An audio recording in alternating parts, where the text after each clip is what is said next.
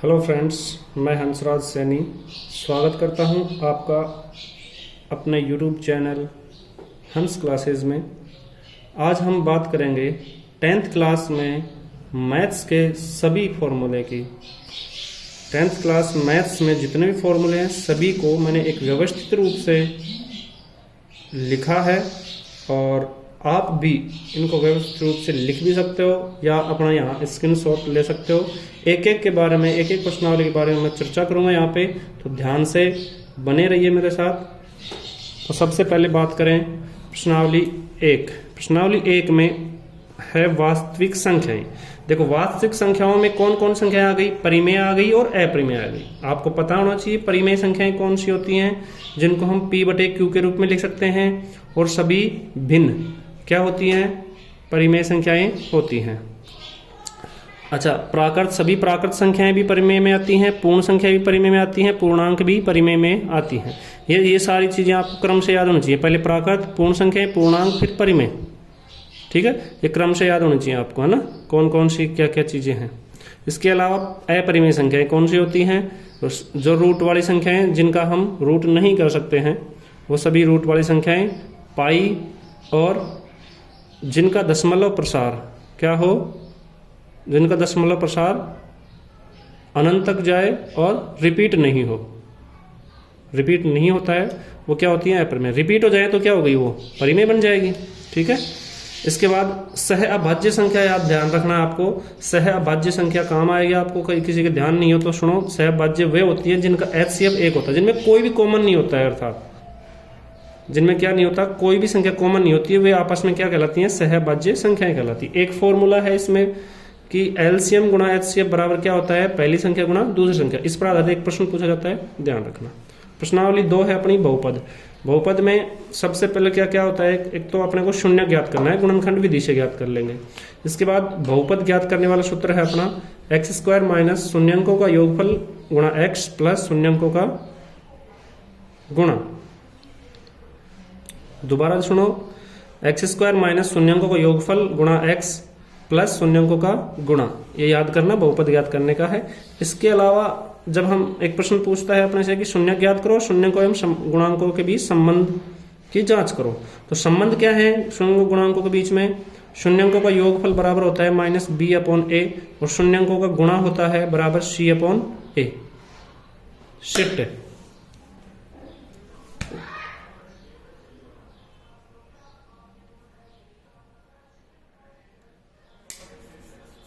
इसके अलावा बात करें अपन प्रश्नावली 3 में। प्रश्नावली 3 में देखो, 2 चरों वाले रैखिक समीकरण होंगे, जिनके मैंने व्यापक रूप यहाँ लिख रखे हैं। इनके गुणांक, जैसे x का गुणांक a1 होगा, y गुणांक b1 और अचर पद c1 होगा।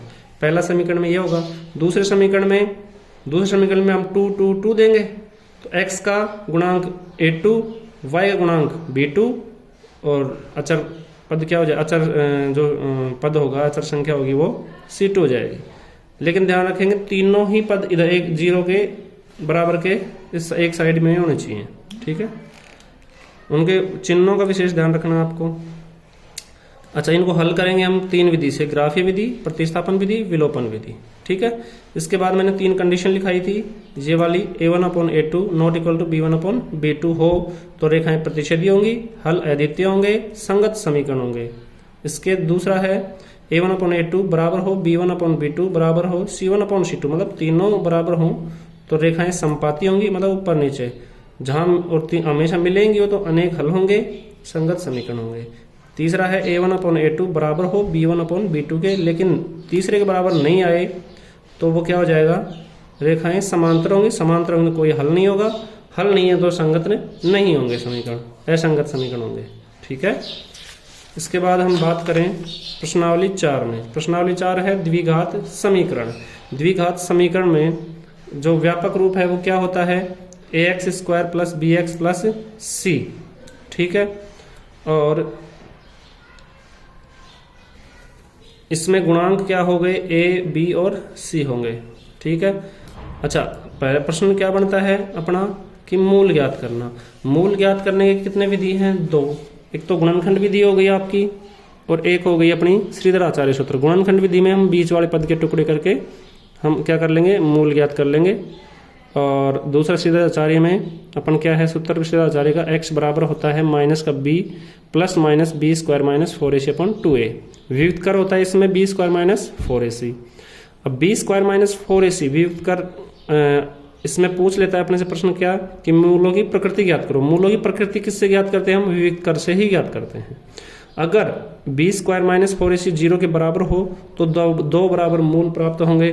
b स्क्वायर माइनस 4ac 0 से बड़ा आ जाए तो दो भिन्न भिन्न और वास्तविक मूल प्राप्त होंगे।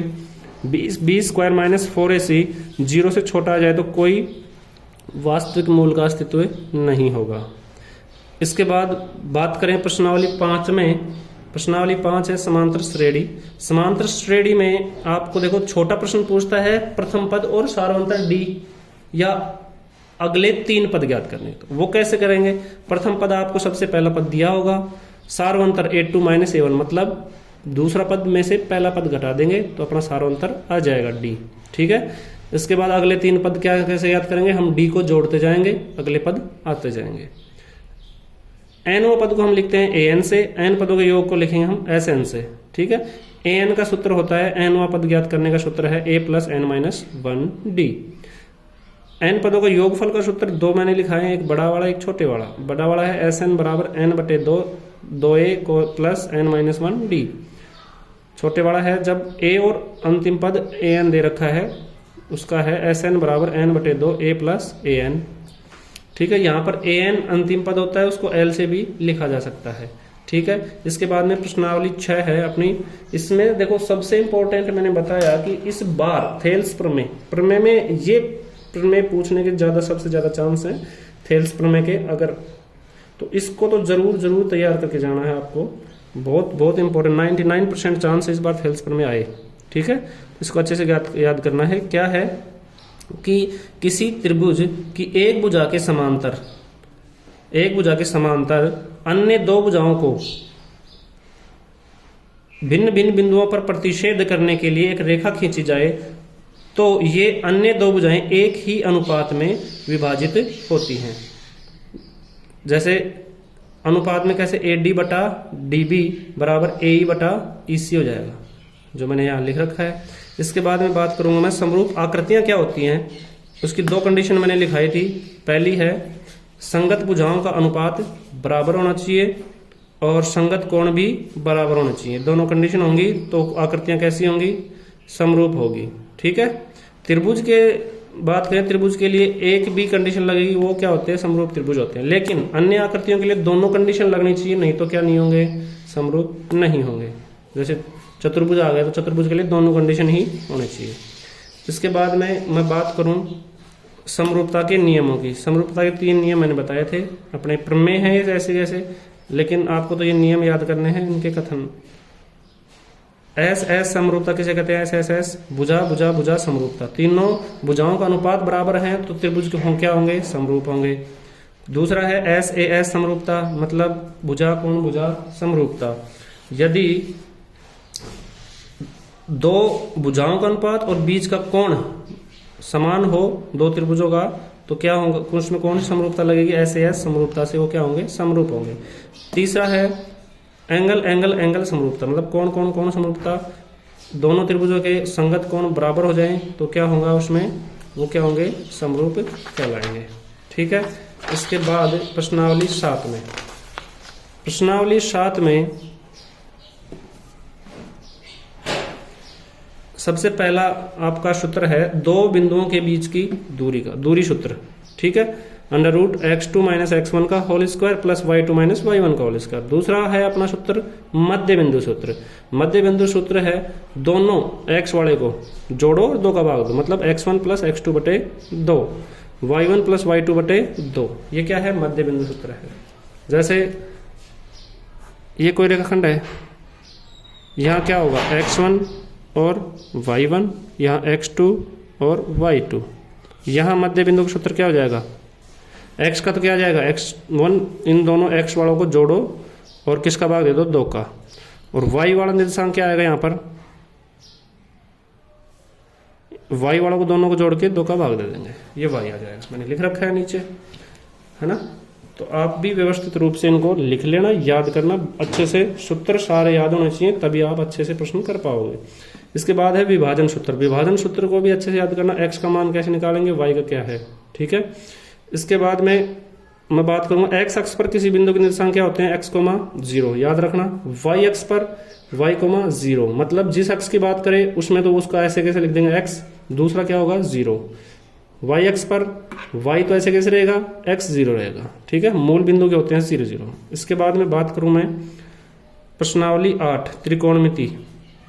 इसमें सबसे पहले त्रिकोणमिति अनुपात, लाल बटे कक्का वाले सारे याद होने चाहिए।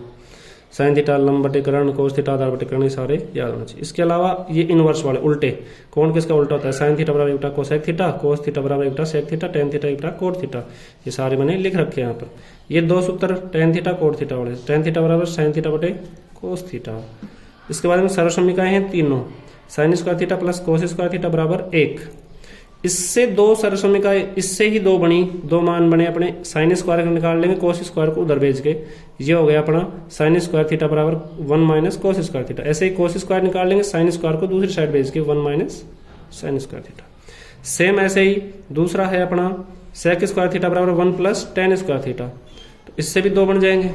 तीसरी समीका कोस स्क्वायर थीटा बराबर 1 प्लस कोट स्क्वायर थीटा, इससे भी अपने 2 सूत्र और बन जाएंगे। तो मुख्य रूप से तीनों तो आपको याद होने ही चाहिए, और ये भी याद कर लेना दोनों, ठीक है। ये तीनों और ये 2 ज्यादा काम आते हैं आपके, है ना। ये तो याद होने ही होने चाहिए आपको डायरेक्ट ही, बाकी ये तो दोनों आप वैसे ही बना सकते हो इनसे। इसके बाद में छोटे प्रश्नों में देखो इनकी फुल फॉर्म पूछ लेती है, तो ये आपको ये भी याद करने हैं ना, फुल फॉर्म देख लेना, स्क्रीनशॉट ले लेना इसका, और इसको अच्छे से याद करना है। आगे की मैं वीडियो अगली नेक्स्ट वीडियो में बताऊंगा, आगे के 9 से और 14 तक के सूत्र जो भी हैं अपनी अगली वीडियो में देखेंगे।